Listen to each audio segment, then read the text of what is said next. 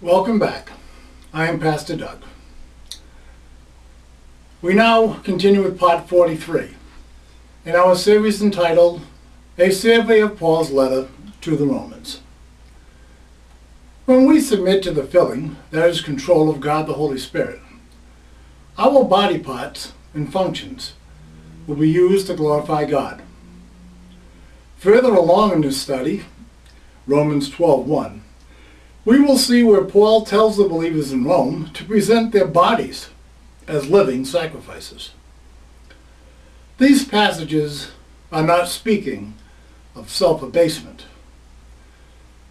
During the church age, the physical bodies of the born-again believers are what comprises the temple of God. 1 Corinthians 3:16. Our brain as an organ is most important. It is with the brain that we process information.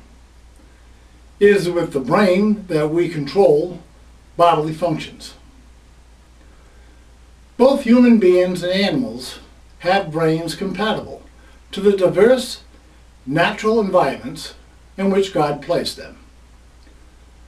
What distinguishes man from other life forms on earth is that only man has a soul. Although the human brain and the human soul are very closely related, we must distinguish one from the other. The brain is tangible. The brain is subject to trauma, disease, and biological death. Like the rest of the natural body, it returns to dust. Genesis 3:19. The soul is not tangible. The soul never dies. The soul lives on forever in one of two environments for all of eternity. The brain is an organ that is developed with a fetus in the womb. John 3:6. The soul is created by God and imputed at birth. Genesis 2:7. Brain activity can be detected and monitored. Soul activity cannot. It is with the brain that the soul exercises the free will that God gave to man. It is with the brain that the soul processes information it uses to make moral choices.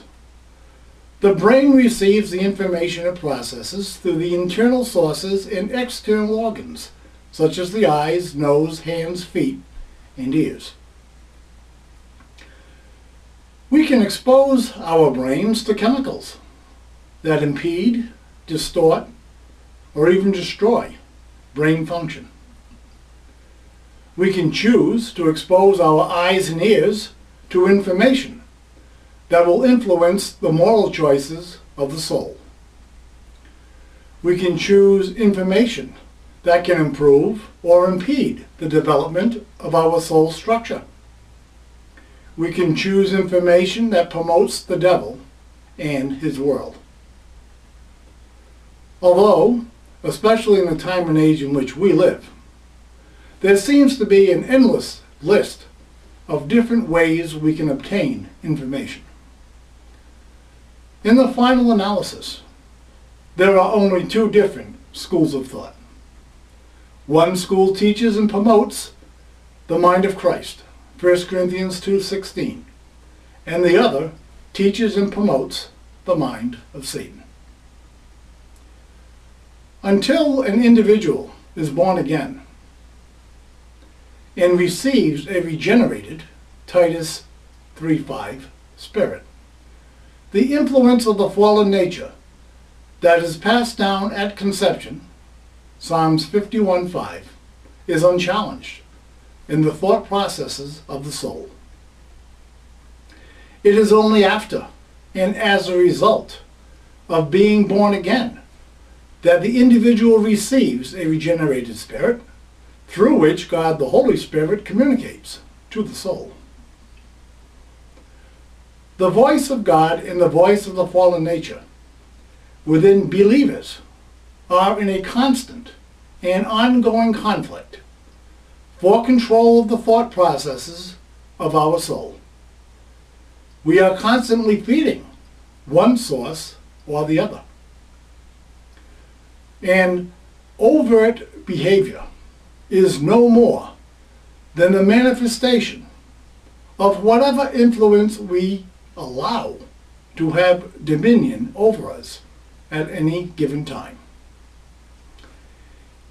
It is a part of the pre-salvation ministry of God the Holy Spirit to act in behalf of our pre-salvation spiritually dead spirit, making the gospel message understandable.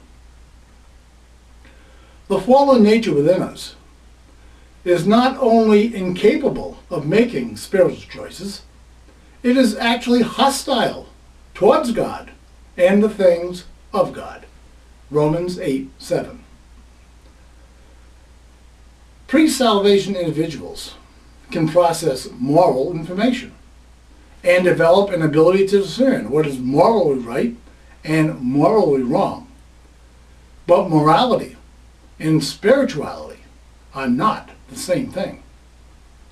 Atheists can choose to adopt traditionally moral standards, but make no association with them and deity of any kind. Unbelievers and religious individuals can choose to be moral and adopt a system of do's and don'ts based on familial, societal, cultural, and/or of the many religious norms and standards found throughout the world. However, the eternal destiny for all atheists, unbelievers, and spiritually dead religious individuals is the lake of fire.